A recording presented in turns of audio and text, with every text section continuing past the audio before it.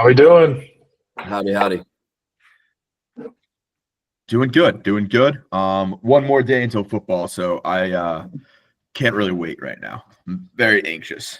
Yeah, man. I pulled up the trusty ESPN.com website, and I've just been looking and scrolling and seeing matchup football tomorrow, Friday, Saturday, Sunday, Monday too. A standalone on Monday. Oh God, I mean it is. We have a primetime game for our Gamecocks on Sunday. Monday, we've got the standalone. Saturday is a fat, full slate starting hot and heavy. It's almost time. It's almost time. I think, too, I mean, I don't remember in years past having this many games on Thursday and Friday. Maybe it's just been a year and I don't remember it, but, I mean. I feel like last week was a teaser. Yeah. Mm-hmm. We definitely had some football last year on Thursday, but not like this many. Granted, it's not like a bunch of good games, but just looking ahead a little bit, we do have like my dad's Duke Blue Devils are playing. We have a Boise State South Florida game that could be a danger spot. I mean, it's a lot of what should be blowouts by bigger teams or just not really quality teams from the traditional Power 5, Power 4 standpoint, but we do have a lot of ball tomorrow. For sure. And, hey, before we jump into that, dude, I do want to give a round of applause in the chat here for Tommy Fleetwood actually finally winning a PGA tournament. Yeah. Dude, it was funny. We joked about that a couple weeks ago, and then he finally turns around and does it.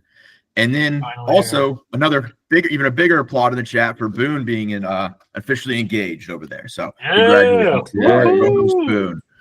Appreciate it. Yeah, Monday was quite a big day. Between Tommy Fleetwood winning a major or not a major, but finally winning on the tour, and me shitting instead of getting off the pot. It was a big day. Big day for underdogs. People never said could do it. Me and Tommy both. We had our haters, we had our doubters, but yeah, super pumped.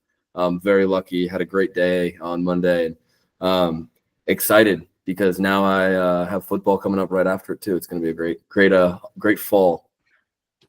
Love that. I had to get the stressful thing out of the way before football started, so you can enjoy it. Yeah. No doubt, man. No doubt. But yeah, what an awesome day that was. Super, super happy. Had family around, had some friends around as well. It was a great day. So she said yes. That's all that matters. So if I can get the Gamecocks to win on Sunday, I'm having a hell of a week.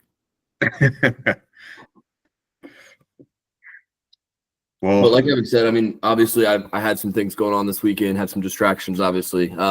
So there's a ton to get into. I don't have as many notes as I should, but I did watch some ball and I have some vibes take. So where do we want to start, boys? We had a full slate of VPL. We had our first look at college football. We could get into the Carabao Cup and explain what it looks like for Evan for one of these mid-season tournament kind of things that we have going on. So where do we want to start? I think we should jump right into the EPL. Okay. And then, I think we're going to spend most of the time on football today. So, yeah. But I'd love to hear what this Carabao Cup thing. Never even heard of that. Sounds like made up, but okay. I'm all ears. Big news. I did just get the notification. I am traveling this week, but my Fulham shirt has been delivered. So, for my next game, I will be sporting that. Yeah. So where are you traveling right now, Ev? I am up in Los Angeles. And I'm headed down to San Diego tomorrow for Labor Day weekend. So looking forward to that. Got some beautiful weather here in Southern California. Hit a Dodgers game last night. And I'm just going to say this. Dodgers Stadium, very mediocre. Very mediocre. Really? Yeah. It was cool. It was all right. But, there's so many stairs in that place. Oh, my goodness. It was exhausting. Oh. I would have thought their stadium would be awesome. Same. As much money as they okay. It just didn't do it for me. Have you been to the Giants Stadium? I've never seen a game there, but it's incredible. Oracle's really cool. Oracle is much cool. I liked Oracle. Is it called Oracle?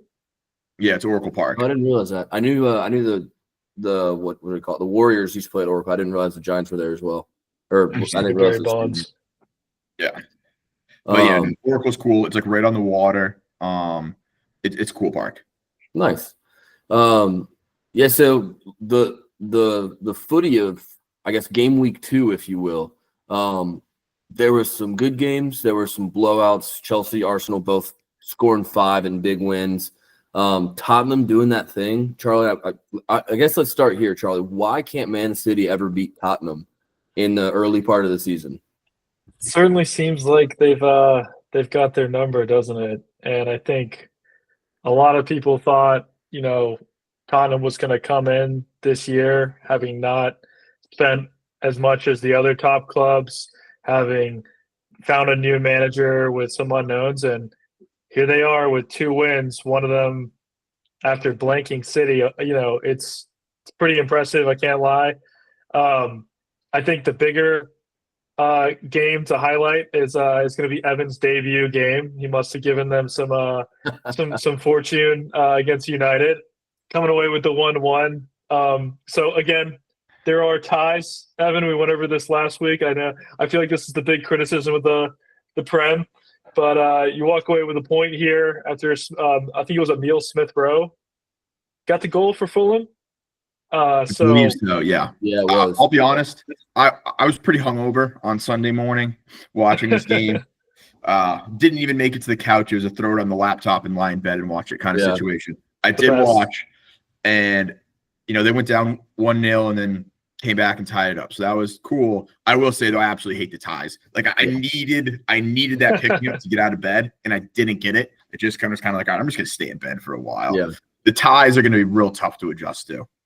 Yeah, the ties are tough. The ties can be tough, especially if you ever have money on it. But in a situation like yours, where you have an own goal to put yourself behind in the second half to get that late-ish equalizer, is pretty big. I don't know though.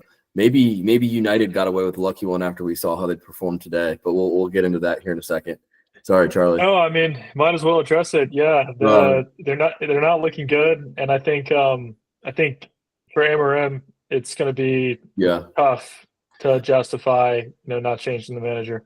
Yeah, so Evan, to kind of catch you up, and the NBA has tried to copy soccer a bit on in-season tournament type deals. Soccer is famous for him. That's kind of where he got his motivation for it. The 2 big ones for the Prem that go on throughout the season is the Carabao Cup. It's also called the EFL Cup, and then the FA Cup. The FA Cup is probably the more prestigious one. I've heard of the FA Cup. I have heard of the FA Cup. The Carabao Cup is basically the same thing, just less prestigious. Is that fair, Charlie? Yeah, definitely. Much less. But, so Man United, since we're already here, Man United lost in penalties to Grimsby Town, which Grimsby Town is what even division? 4th tier. Fourth tier. 4th tier.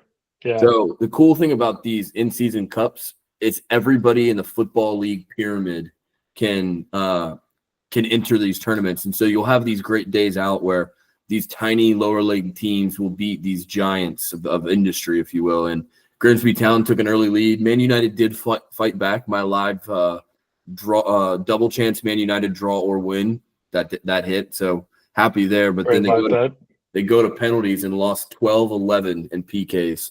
And that's it. This is not a double elimination tournament. They're just out of the EFL Cup now for the rest of the season.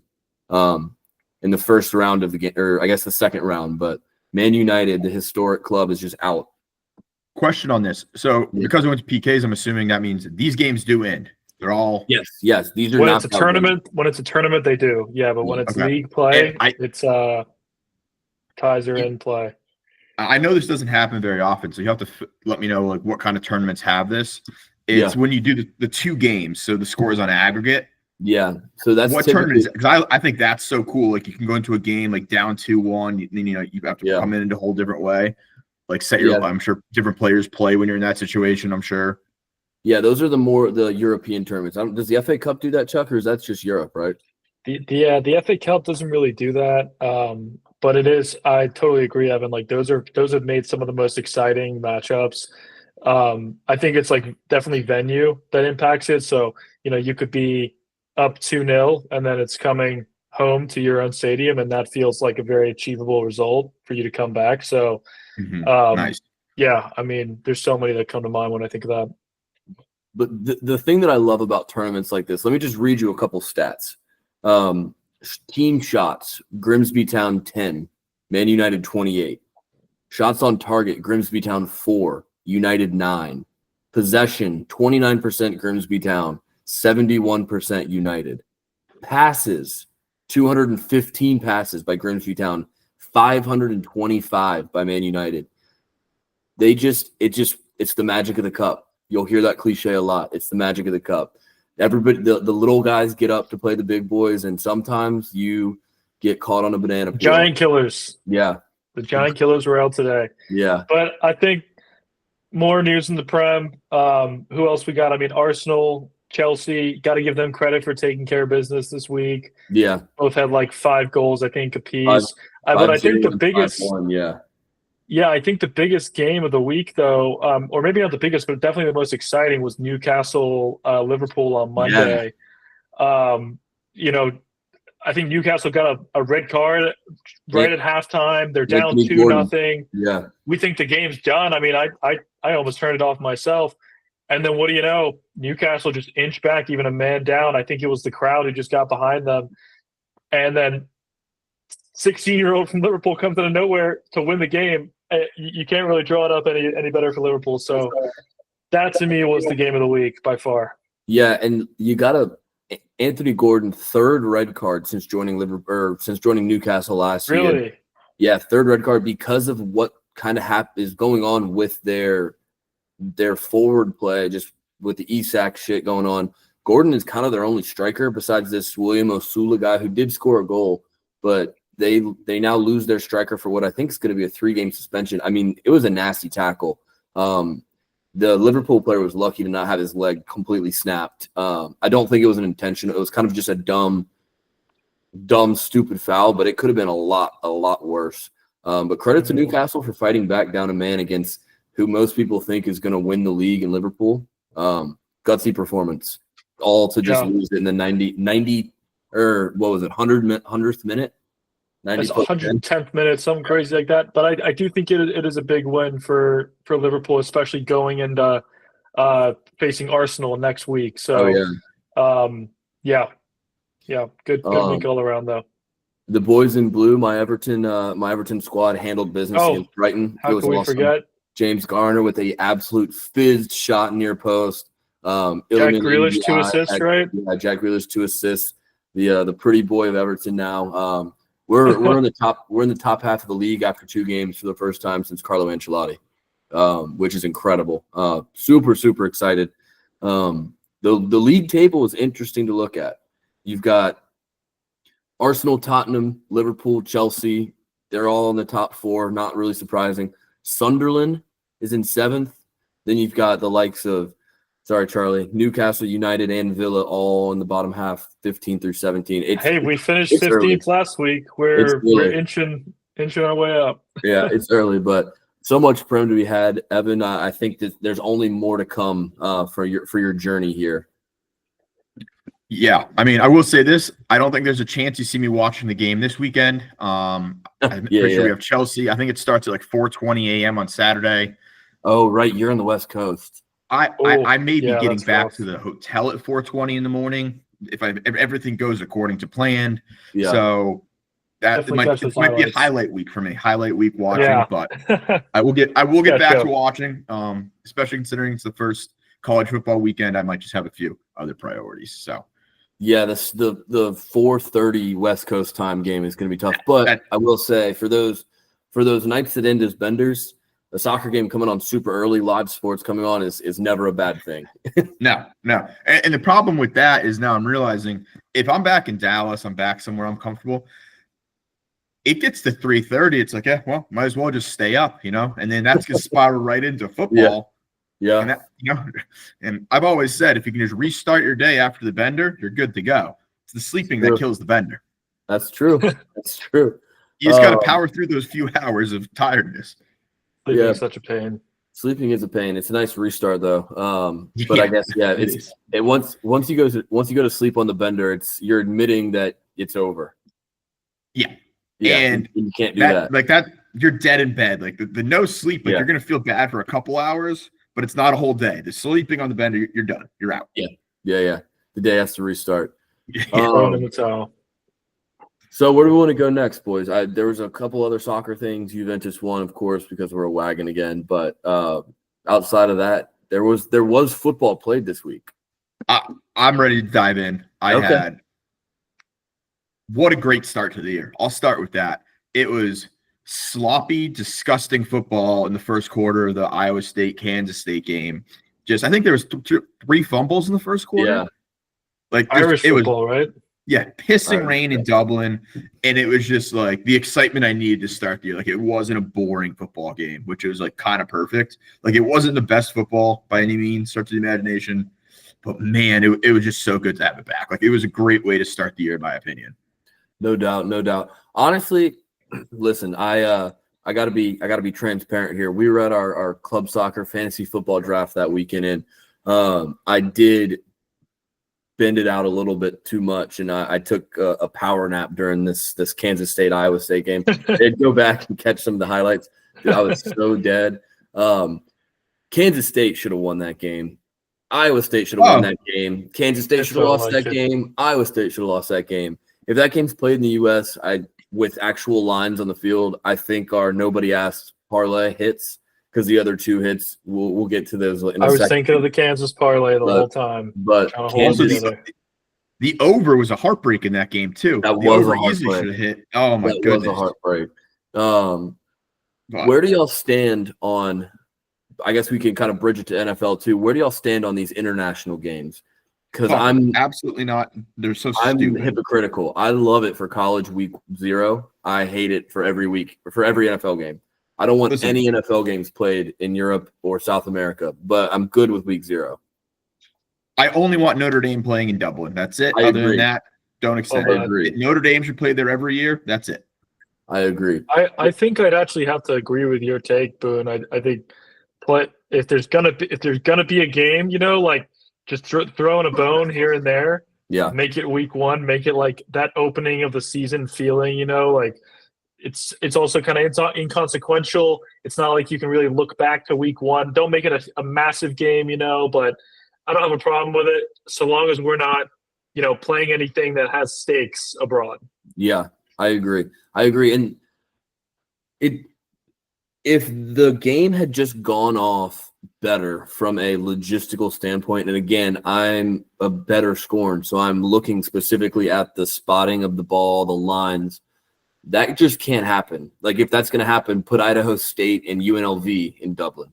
Don't put 2 ranked teams on a field where there's no lines that can withstand some rain. But Kansas State blew it. I mean, it's just that simple. Iowa State's offensive line played like shit in the first half. They came back to life. The second half was a lot cleaner than the first, but still a good sloppy football game to get us to wet the beak for what's to come. Yeah, absolutely. And you just brought it up here, Idaho State, UNLV. Maybe I'm clueless. Maybe I'd had a few too many drinks at this point.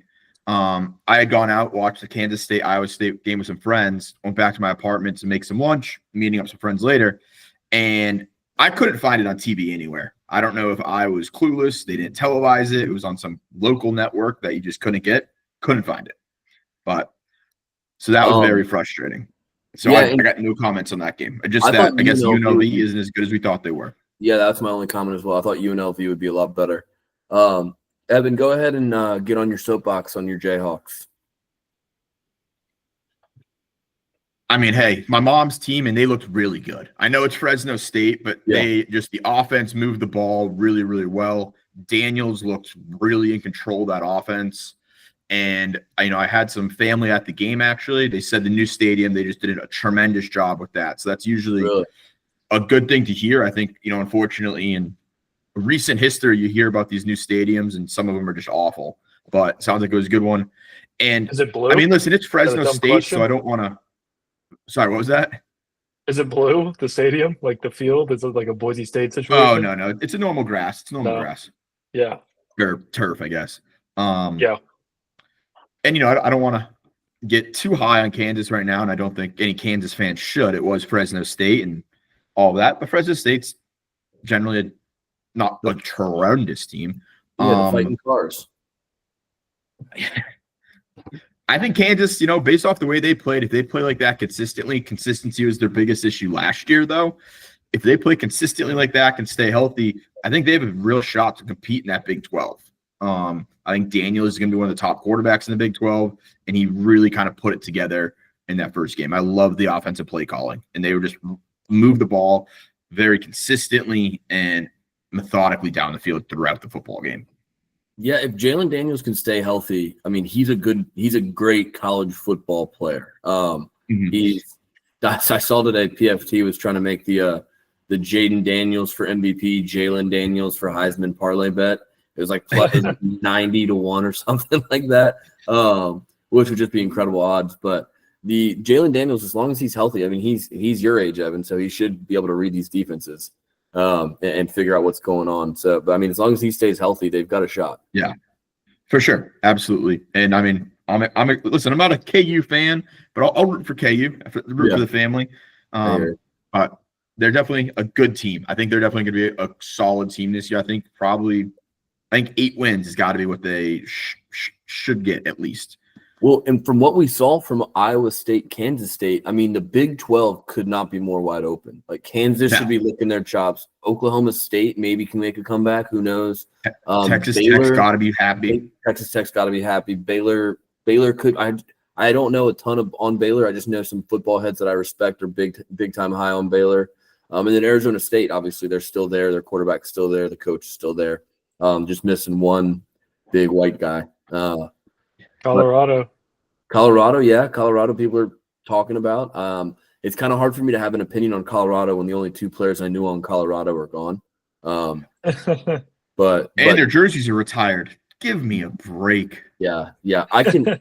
I've lost all respect. I can respect the Travis Hunter. I can respect both at the end of the day. It's just you can't retire them. Like, when are you ever going to get another Heisman from Colorado? I hear you, but you can't. But not that soon. You can't retire them that soon. No, like fair enough. They're not even drafted to the NFL yet, and you're retiring their jersey. Like, that's ridiculous. Connor Shaw's jersey, I don't even think's retired at South Carolina, and he's the all-time winningest quarterback there. Reminds me of Birmingham City retiring Jude Bellingham's jersey when he was 17 years old. Yeah, that's just craziness. I mean, they saw the vision. They saw the vision early. And also, one thing we kind of looked over here is, I know it's week 1 and it doesn't really, influence you as much, or week 0 even. That's 1 loss for your Kansas State team. Yeah, that's big. That's huge. It was one of the first things I thought of. Yeah, it was massive. Kansas State did the same fucking thing to me last year too. I bought in thinking it's that stupid Avery Johnson. He's a good player. He's a good college football player. He does not need to be passing the ball 30 times. That is. Oh, how about his brother and dad? That was awesome. That was incredible. Football guys. But dude, and they were like, that was fighting. They were beating the shit out of each other. Yeah, that was incredible. Yeah, Kansas State, like, it's from one coaching mismanagement to another. Avery Johnson passing the ball like 30 times to whatever the fuck Frank Reich was doing with Stanford after like a 9-minute drive of running the ball down Hawaii's throat to take the lead. They get the ball back, and then they decide not to do that again. And Hawaii. Frank Reich is the Stanford coach? Yeah. Oh, man, I had no idea. They had to fire their original coach. I think it was over like sexual misconduct allegations with a student or something. Something about maybe being creepy. And Andrew Luck brought in Reich as the interim. But yeah, they have a chance to just put their step on Hawaii's throat, and instead they give the ball back to him for this Japanese-born, Ohio-raised kicker who learned how to play football on like Madden 2000. Like, did y'all hear this story? This Japanese-born kicker, Hawaii, the guy who made the kick. I'm butchering this because I didn't dive too deep into it. He's from Japan. I guess he moved here at some point, and he learned about football by watching YouTube, and made went back to Hawaii and is on the team now. He's never played football until he got there, apparently, but he just watched YouTube clips about how to play football. Now he's the kicker. Kicked a walk-off field goal, basically. That's awesome. That's college football. That's what you get in college football.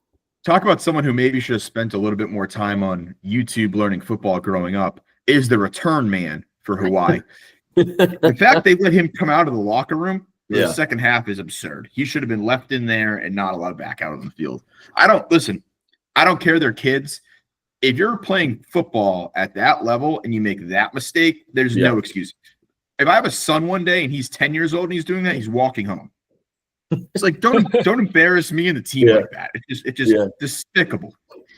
Yeah, that was tough. That was a tough shout. Anything else on week 0 before we kind of look at some of this delicious slate we have coming up? Just ready for that slate. Yeah, I'm already looking at it. All right. Chuck, Evan, do you have anything on week 0, or do you want to jump in? No, but I did have one quick thing before the Gamecocks play this weekend. And I saw a great meme the other day. Being a big Harry Potter fan myself, this really resonated to me. And it was talking about Horcruxes compared to championships. And I'll put it out there. I'll sell my soul I'll split my soul as many times as possible. I'll go full Voldemort for a championship. I will sell my soul for a championship. And I just thought it was a great comparison. Being a sports fan, cool. I will do irrational things for championships. Just want to throw that out there. And Gamecocks by about 90 this weekend. But let's see. We'll get there. Chuck, where do you want to start on this week 1 slate? Oh, well, I've been seeing a lot of chatter about with futures and who's going to win the national championship, who's going to match up in some of these playoff games, and I've seen a lot of people high on both LSU and Clemson. So I feel like the fact that we get them week 1 is just such a treat to see. So I'd love to start there. I'd love to know what you guys think about that game. Yeah. I'm seeing a lot of people even picking Clemson as the national champion this year, seeing Cade Kubrick and Easy Heisman. So, but then at the same time, seeing LSU being, coming out the SEC. So, yeah, what do you guys think? The spread I got is about 3.5 to Clemson. It's going to be in Death Valley. So I think they've got the 3 points there in terms of being the favorite. Yeah, and I'm just scrolling through here, looking at all my live lines as well. You said 3.5 was what you got? I got 3.5. Yeah, that's what I have as well. Okay. Oh yeah, 3.5, dude. So here's my thoughts. Here's my initial thoughts. If I was not a Gamecock fan, I would be smashing the Clemson bet button right now. I will never do that out of just respect for my team, hatred for that team. But Clemson is a good football team. I don't see it with Cade. I think Nussmeier is a better player than Cade. But Clemson has 2 dogs on the D-line, and TJ Parker and Peter Woods. They've got a great wide receiver whose name is escaping me right now. Antonio Williams. Yeah. Clemson at home in their version of Death Valley, which is not the real one, but nonetheless, if I'm a Clemson fan or not a Gamecock fan, I think I'm hammering that line. That line just looks so broken to me. Plus, it's Brian Kelly in week 1, which he's yet to win a week 1 game at LSU. That's a good point. I think it's crazy that's only 3.5. Evan? I agree. I'm not going to bet it. I never will bet Clemson. No. And I was actually, before you just made that comment, I was irrationally on LSU, and I think it was just fandom. Yeah. You just explained it out why that's just not a game to bet. Yeah. And don't get me wrong, LSU's got some gamers. They've got 2 good receivers. I think Aaron Anderson's one of them. Singleton? No, he might be on Auburn. But Aaron Anderson is a really, really good player. Nussmeier is a really, really good player. LSU's a good team. They wouldn't be ranked top 10 if they weren't a good team. It's Brian Kelly in week 1. It's on the road against Clemson is a weird fan base. We all know that. But they do have a pretty solid home atmosphere, even if they do rush the field after every win, regardless who it is, which is super, super lame. But hate aside, Clemson is a good ball club, and I if I was betting that, I would maybe even take the alt line up to 8. I think they're gonna kill. 8's crazy. I know. I like 6.5. I like it. I know it's crazy. I like a touchdown. It's crazy. I think that they're gonna kind of walk them. It seems like Clemson's a pretty consensus good pick this week. The second one that I've been kind of salivating at and going a little out of order here, but is Notre Dame facing off against Miami. I think this is a matchup that comes every now and then, but that just feels like it's got Notre Dame written all over it to me. I don't know about you guys. Biggest bet of the weekend is Notre Dame -1.5. I'd take Notre Dame up to -10. Miami's not a good football Catholics team. over the convicts. Yeah. What's the line there? You said -1.5. I got -2.5 Notre Dame, but 2.5. Love 1.5. But I almost like this even though they're going into Miami, I almost like this more than Clemson. Well, Miami isn't home field advantage. They play at that Hard Rock Stadium. Yeah, it's like an hour off campus. They don't get it. They don't get a fan base there. It's not like the early 2000s at the Orange Bowl. It's just not like it was. Those college kids don't go. It's not a home atmosphere. Like it doesn't do anything for. What time is this game? Why can't I find it on the book? It's because I think it's actually a Sunday matchup. Sunday night. Okay. Yeah. It's the Sunday, a little out of order. The one after us. Because we've got no NFL ball, so it'll actually be a really solid night.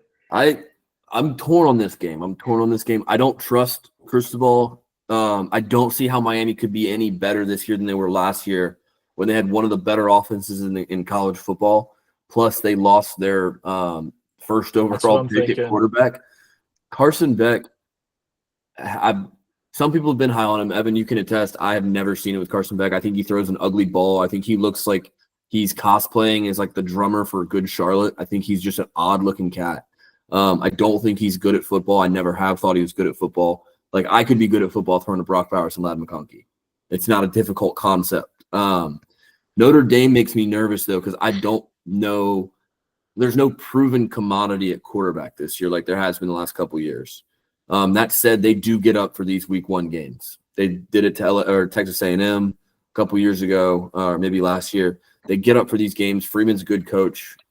Jeremiah Love is a beast. Yeah, I just have to wonder what that Miami run defense is looking like. I feel like we know what we're going to get in Notre Dame's run game. So if they can establish that and then dominate early, I just feel like it's going to be a big ask for pretty much a brand new Miami team to come back. So I think Miami's got to come out guns a-blazing and then go from there. But I do want to touch on the third game that we have here, and I think you guys can probably already guess where I'm going in terms of the big matchups, and that's Texas and Ohio State. We've seen this line move quite a bit, so wondering what y'all's final thoughts are going into this weekend with obviously probably the biggest matchup we're going to see for quite some time, right?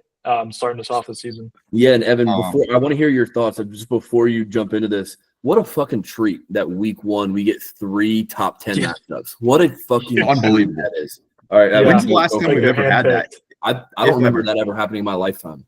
I'm sure it has, but like our Twitter says, minimal research. I'm not going to go back and find it. But yeah, Evan, what are your initial thoughts on this game? Because it is juicy.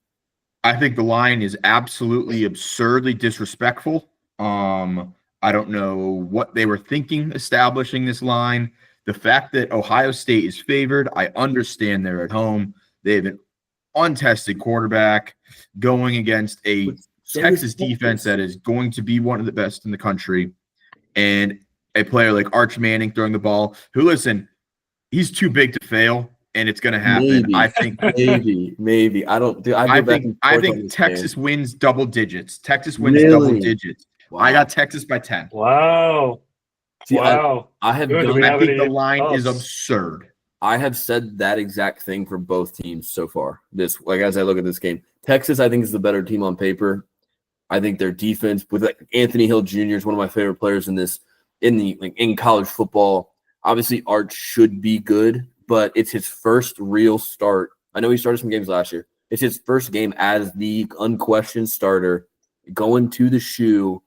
Maybe national championship hangover. I don't know. Caleb Downs is still a person. He's still there. Jeremiah Smith is still there. I don't know, man.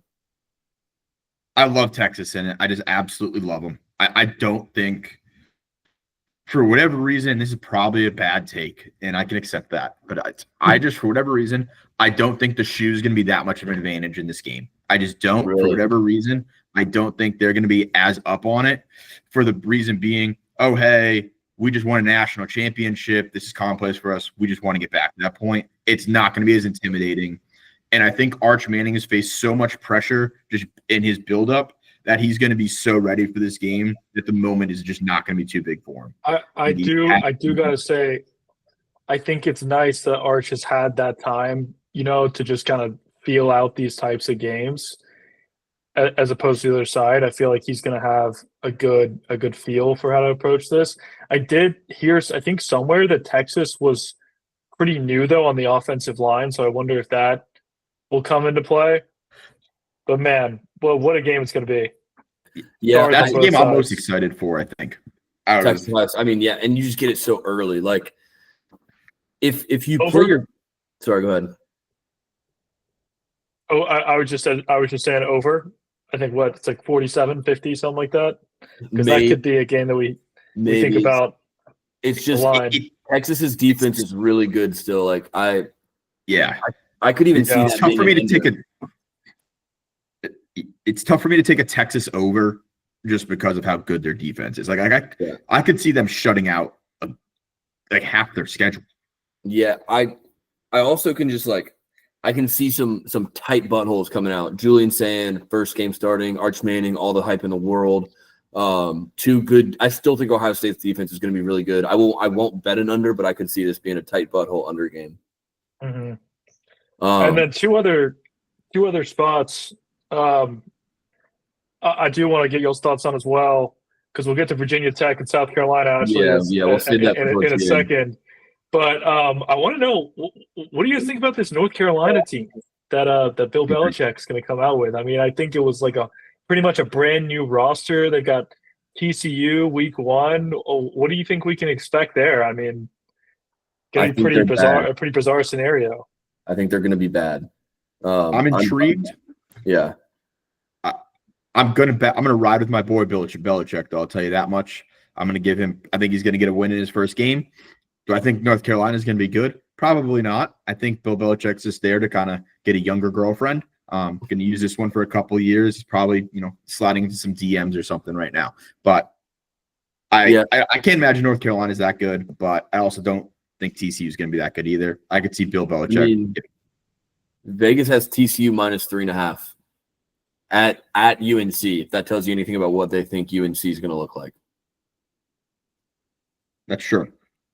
But I mean, that could be a nice plus sign, plus 132 money line spot. That could be there for sure. I'm biased because I hate UNC. My dad's at Duke. I've made no hiding about it. I also hate Belichick for what he did to me my entire childhood, which is me being welcome. But it is what it is. This is an avoid spot, but I do think that I kind of think we see a TCU win a close one, and then in Vegas is right, or we see UNC blow them out the same way Colorado blew out TCU a couple years ago to put themselves on this fake map when they ended up going like 4-10 or whatever, 4-8. It's a game that I'm interested in for like the pregame and kickoff, and then I can't imagine being that interested in actually watching this game besides it's football. Yeah. Like I don't think these teams are going to be very good. Yeah, he's got his sons coaching with him too, right? I think. Yeah. And to be fair, his sons coached at Washington last year, I believe, if I'm not mistaken. And his sons are defensive guys as well. At least Steve, whatever it is. And they did do a good job on defense. Washington wasn't a good team last year, but they did do a good job on defense. Like they are good coaches, but. Steve Belichick, also a very known cocaine guy. You can see those pictures of him. He looks like he's he's mullet man, right? Yeah, he is. Yeah, he looks like he's just sitting in the locker room doing pregame lines while everyone else is out there doing pregame warm-ups. Yeah. Before I want to touch on a couple other games before we get to our game, of course. Just a couple spots that I think could be upset spots. The first game we have on Thursday, Boise State, South Florida. I could see South Florida making that one an upset. It's in Raymond James, which is supposed to be a neutral site game, but it's not, right? Because it's in South Florida's in Tampa. Or does USF play in Raymond James all the time? Do you know that? I think they play there all the time. Oh, okay, then scratch what I just said. We'll cut that. But they may be building a new stadium. They may be building a new stadium, but I don't know exactly about that. I'm trying to find the line. Hold. I'm just thinking about the Heat. And if that comes into play for Boise, I'm thinking about they don't have Ashton Genty. I mean, but it's all Boise State's always just so much better than whoever their schedule plays. I hear you, but this feels like a tricky spot to me. Plus or -5.5 against South Florida. South Florida at home, coming across the country, first game of the season. I think that could be a tricky spot. The other one, I don't actually believe that this would happen. But how fucking funny would it be if Florida State beats Bama in week 1? I mean, it would be crazy. I just don't see a world where it Oh happens. no, me neither for sure. But it'd be hilarious. Yeah. Um, I mean, I have a I'm couple sure we'll games see on some Thursday I like, craziness. but let's hear him. I like Minnesota to come out and cover a 17.5 over Buffalo. I think Minnesota is going to be a surprising team in the Big Ten this year. I think they're going to be a little bit better than people are giving them credit for. I think they have a really good defense. I think they're going to kind of be an exciting team this year. Yeah, I like it. that. I feel like I'm scorned by Minnesota because I feel that way about them like every other year. It feels like. And then the only other game on Thursday I'm thinking about putting money in is I kind of like an NC State bet to start the year. I'm always like, I feel like NC State gets overlooked. I don't think East Carolina is very good. So I like the 14.5 there. I think I'll probably buy it down to 13.5, but those are a couple of bets I'm looking at for Thursday. One game on Thursday that I love. Sorry, I kind of lost there, Evan. What were you saying? Just NC State, I would buy down to 13.5, but those two games, kind of the two I'm on. I am on Boise State as well. I do like 5.5. I like a touchdown. I hear you. The one game I'm definitely betting on Thursday, like auto betting, not even thinking about it, is Nebraska minus 6.5. I was literally just gonna say that, Dylan. Right? Yeah. It says on it. ESPN Nebraska at Cincinnati, but the game's being played at Arrowhead. So like, I feel like Nebraska. I love it. I think it's destiny. I love the half point under a touchdown. I think we got to rip that one. I love the half point under touchdown. I didn't even see that bet. I absolutely love it. Absolutely love that.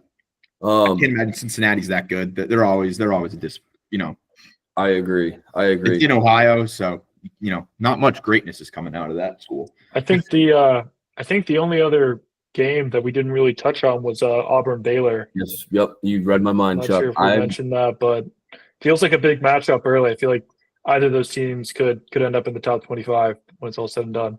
I'm high on Auburn. I've been high on Auburn all year. I think Hugh Freeze is a good offensive coach. I don't like all this. He's calling plays on this down and I'm calling plays on that down and we're combining on third down. But I do like Jackson Arnold. I think he got a raw deal last year at Oklahoma. I love Cam Coleman. I love Eric Singleton. I think that's his name. The guy from Georgia Tech last year. Their offense is going to be really, really good, I think, if it comes together. I think this is a must-win game for both teams, which is why it's so exciting to me because Baylor could have a real shot at the Big 12 after what we just saw with two of the quote-unquote favorites in the Big 12. I think that whoever loses this game is setting themselves up for failure. But I do think Auburn needs to win it a little bit more just because the SEC is so much more competitive than the Big 12. Sure. Mm-hmm. But I do love this game. I think a lot of people, and this makes me nervous because I do think a lot of people are going to be on Auburn. I've talked too much this offseason about how much I like Auburn to not take it. And right now I'm just every game we talk about that I really love, I'm putting a quick bet down so I can track it on my slip. But then we can touch on those maybe afterwards. There's nothing really else on Friday that makes my balls tingle. So one other game on Friday I'm just interested in, and it's more so just because of the hype around this team. I'm hearing a lot of good things coming in the offseason. Is you just mentioned them, is Georgia Tech. The Georgia Tech Colorado game. Yeah. I'm just interested to see. I don't think it's going to be a great game, but I'm interested to see, hey, is the Georgia Tech hype real? And where does Colorado go after the Shedeur Sanders, Travis Hunter era? Is Primetime actually a good coach? Was he able to refill, and are they going to be able to build? So I just think that's a game that'll be interesting to see kind of what happens. I don't think it'll be a great game, but I feel like that's a really fun matchup too with what you get Georgia Tech kind of grounding and pounding, and then Colorado football just the past 2 years has just felt like chaos to me, like very talented chaos at times. But to your point, I wonder if they kind of go with that same game plan, or if they change it up given the opponent. If this is a neutral site game or at Georgia Tech, this is an auto bet Georgia Tech game. Just first game of the season, going to elevation, going across the country. That's the only thing that makes me nervous. I like Haynes King. I like the coach at Georgia Tech, but they do feel like they have been hyped all offseason and could definitely be almost like Virginia Tech was last year, where people were hyping them as maybe a player in the ACC and they lose to Vanderbilt.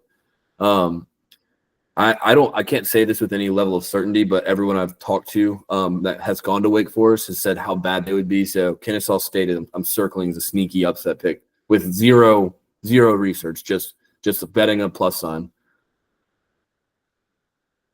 Okay. All right. Is there any other big time matchups we want to talk? Or teams we're excited to see? Oh, dude, how could we miss this? The other noon kick. Is Syracuse going to beat Tennessee? I just can't see it happening. I just don't. Yeah. Tennessee's quarterback was from App State last year. Syracuse was pretty good last year. I mean, they lost a lot, but that's a fun one to talk yourself into on a Saturday morning when you're having your coffee, getting excited. Here's the thing, though. It's in Tennessee. It's in Knoxville. No, it's in Atlanta. Oh. It's okay. Tennessee's the home team, but it's in Atlanta. Oh, all right. Okay. That gives me a little bit of pause. I was say, if that's in Knoxville, there's no world where you bet Syracuse. No, I agree. But Joey Aguilar on the big time, he was only okay at App State. Like, I don't know, man. I don't know. Maybe I'll wake up and bet it. I don't know, Jim. Oh, dude, that's crazy.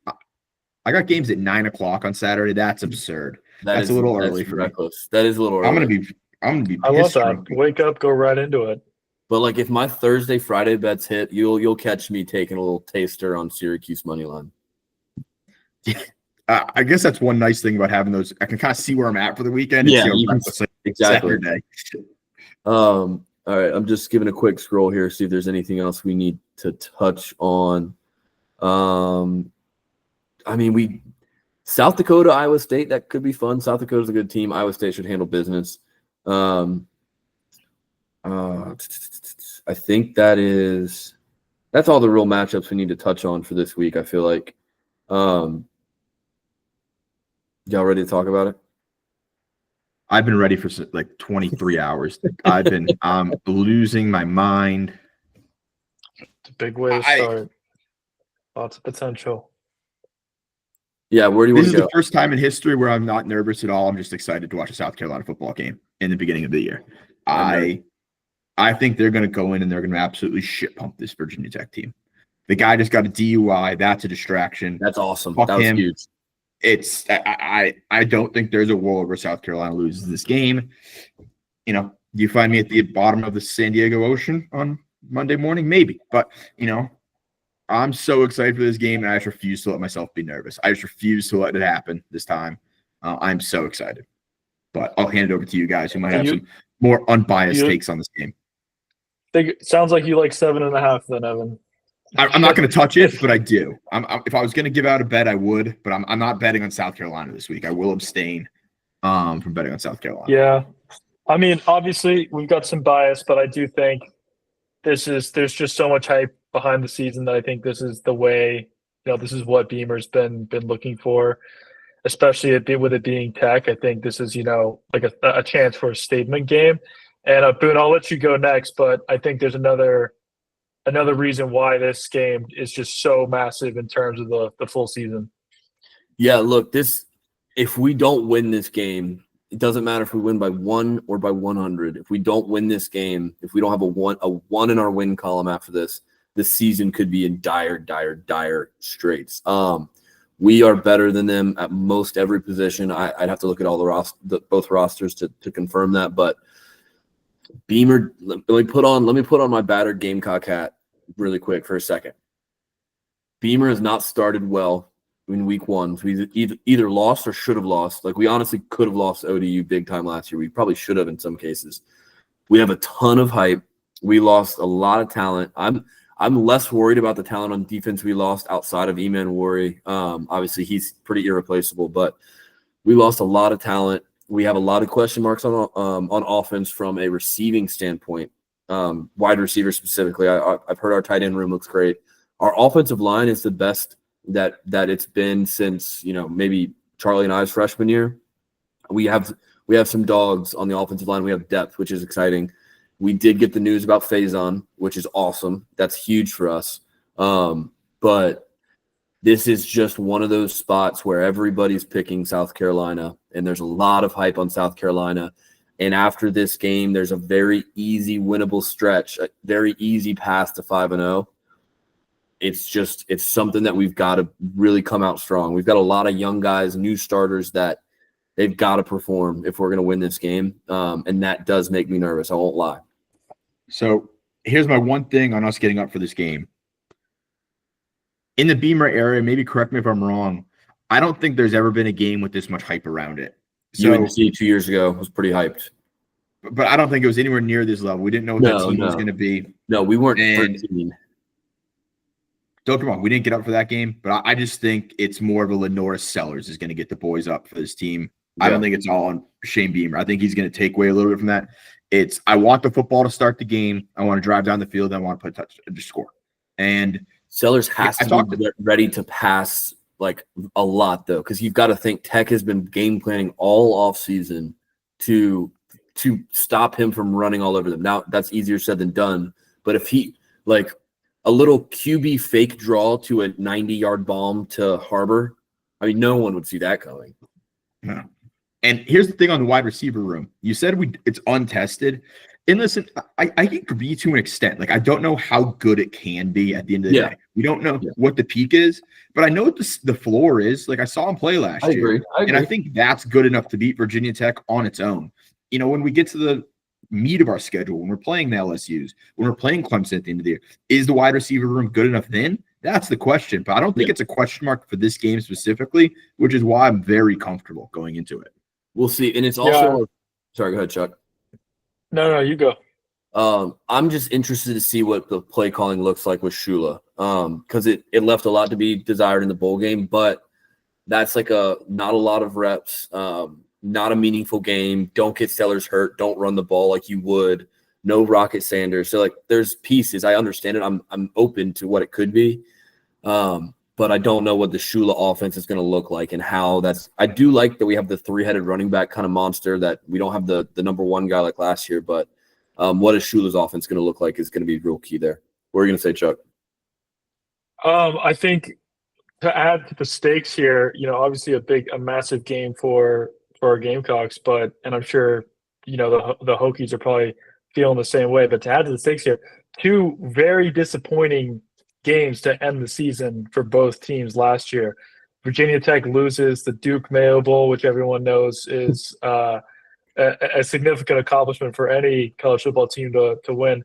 And then South Carolina losing that Illinois game, which I think every Gamecock fan can agree was a frustrating experience. So I think that adds to the atmosphere of keeping that, especially for the returning players, keeping that, you know, sour taste in their mouths going into the first game. Yeah, no doubt. But let's talk about Evan, what you said, and Bill, what you were alluding to as well. I think another reason this game is so massive for the Gamecocks is if we take a look at the schedule here, you know, you leave this with a win going into SC State, you're 2-0. Vandy, Missouri will maybe give us 4-0. Then we've got Kentucky. Missouri's going to be better than we think. That's a game that we have to be paying attention. 100%. But I think if we said probability-wise, what people would probably pick us to win that. We got Kentucky at home, so there's a good chance that South Carolina go 5-0 if they win this game. I guess is the point I'm trying to make. But then we, like Evan, you were saying, run the gauntlet, right? We've got LSU, Oklahoma, Alabama, Ole Miss, Texas A&M. You know, 5 huge games in a row. So I feel like if you can go through that first half of the season, you're probably going into that gauntlet as a top 10 team for sure.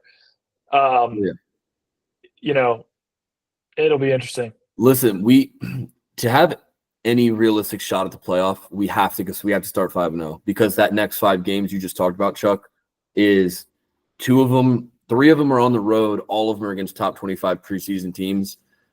Missouri makes me nervous. 2 losses, I'd say. Yeah, probably. Missouri makes me nervous because we're one of 2 hard games they have on their entire schedule this year. So they're going to get up for that game. We beat them last year late in the season. The Missouri gives me pause because of how easy their schedule is, and we're one of the few difficult games. But at LSU – definitely going to be circled, huh? Yeah, at LSU, that's a tough place to play. Alabama, we know what they're going to probably look like. Oklahoma is supposed to be better. If you don't start 5-0, it's going to look – making the playoffs is going to look a lot more daunting than it needs to be, because the back half of our schedule. I mean, 6 of our last 7 are top ranked teams. 3 on the road, 3 at home. Mm-hmm. So you have to start 5-0. Like it's that simple. Yeah, here's the thing too, with losing a game this early too, 4-1 could easily turn into 3-2 if you lose your mojo, and it's like, well, shit, we're not going to make the playoffs now too. Like, listen, at the worst, you have to come out of this 4-1. At the worst, and even then you're do what we did last year. Backs against the wall, you win all the games, but that's not the position you want to be in going into that. Like, it's depleting. You're not going to have the energy to get up. It makes it so much harder. Being 5-0 is so important, and not only to be 5-0, it's to get the kinks out of the armor, new offensive coordinator. It's to be playing good football when you have to go into Death Valley under the lights and get your revenge. Yeah, dude. I would even say you've got to be playing good football by the time you go to Como in Missouri. You've got to, because that's a place we've had a tough time playing. Missouri is a team that has beaten us down a number of times, especially in Columbia, Missouri. So you've got to. I mean, honestly, let's call it what it is. I want to see us win by 30 points against Virginia Tech. I have a little side bet with one of my best friends from home, from high school. We're doing a little golf trip in October, and he went to Virginia Tech. So the loser has to wear winner's polo on the golf course, and I'll be damned if I'm wearing a Hokie polo in October. That'll be good. Listen, I think we're going to be getting on this podcast on Tuesday of next week with all smiles, and I'm a little concerned about how cocky we're going to be. Pun was intended there. I think you're going to I'm going to put it out there now. I think it's a 31-10 game at minimum.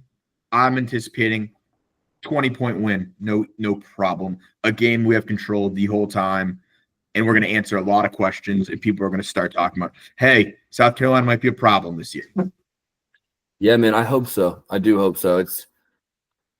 I forgot the nerves of football season. It's been so long since I felt this way, which I'm so excited about. But yeah, I need it to be. I don't want to wish the rest of the slate away, but I do need it to be Sunday at 3:30. You got me wanting to watch that SEC show now. I watched the whole thing. I haven't watched it since my homework. I can't it makes wait. me too nervous. Can't wait. We do have one other thing to mention, though. So, like, while we're talking about SEC, the news came across. Was that yesterday? Maybe the 9-game schedule. Not yesterday. It was a while ago. But oh, sorry, I've been busy. Yes. We haven't talked about it at least. The SEC is going to the 9th SEC conference game. Look, I get why people are like pussyfooting around it. I get why they were so like, oh, SEC's going to play another game. Blah, blah, blah. Look, we have 5 ranked SEC games this season. 5 of our 8 games, 5 of them are ranked. Show me a Big Ten schedule that's playing 5 ranked Big Ten games out of their 9. Show me one that's playing 4. Like, the conference is just better up top to bottom. I'm not saying at the very top it's better, but the SEC is just a more competitive conference. We have like 7 ranked teams, 8 ranked teams, something crazy like that. We have playing 5 ranked teams in our 8-game schedule. That said, I am excited for more SEC football. Oh, it's the best. Yeah. Great move. We're going to have the hardest schedule in the SEC pretty consistently. One of the hard, because we're having Clemson every year. There's no way that rivalry game goes. No. That's the thing. Yeah. Did they say who our 3 rivals are? Our like our stat or every season rivals? Have they announced those yet? I've heard rumors of Kentucky's almost surely in there. Yeah. I want to say Missouri and Florida, the other 2. It could be Georgia, Missouri, and Kentucky. I was thinking Georgia. Georgia would make sense. Kentucky, I think Kentucky's got to be in there. I think Georgia should be in there. As much as I don't necessarily want them in there every single season. Florida, I could see being in there too, but I mean, I think they would put Florida somewhere else, and then it would give us like Georgia, Kentucky, and Missouri, because we have the Battle of Columbia, the Commissioner's Cup, that whole whatever thing. Yeah, I mean it'll be interesting to see. I thought I had it pulled up here somewhere, but let me see. One thing to prepare for next week. Other big thing, we're a fucking Nike school. Yeah, we are a Nike school. Yeah, that's huge. I'm pumped for that, dude. I can't wait to get my first Gamecock Nike shit. I hate Under Armour stuff. Yeah, same. I'm just might as well pumped about the sign away Switch. the next paycheck I get. Once that happens, I'm just gonna sign it over to Nike. Just take it. Go hit that Okay. bookstore. I'm looking here right now. It's projected. It's not official yet. It's projected that it's Georgia, Florida, Kentucky. Oh, geez. Okay. All right. Okay. Yeah, I mean, that makes the most sense to me personally. But Yeah, no, it does. fuck Florida. Those are the ones I don't like the most. Yeah, So fuck that's it. fair. Georgia will be fine. All right. Well, boys, you got anything else? I figure kind of wrap things up here. We got, No. hey, this time tomorrow, football is going to be on. So Yeah. we're going to be well into football and basically going to be like that till February. So summer's over. Yeah. Dog days are over. Fuck your beach. Get all your last beach time in. It's time to sit on your couch and watch football for the rest of the year. It's time. I think going into next week, one thing to maybe just take a look at as well is Survivor Week 1. Oh, NFL, yeah. right around the corner. Yeah. So start to take a look at those teams and who we want to put on the board first. Yeah, we got to get these Survivor pools set up for sure. But that'll be a Tuesday. We'll probably spend the majority of Tuesday. I don't anticipate us talking that much soccer on Tuesday. We'll probably be talking a lot of week 1 college football, projecting week 1. Into it, yeah. For sure. Well, I'll see you guys boys later. Yeah. We're talking to you. Talk soon. Peace out. Thanks.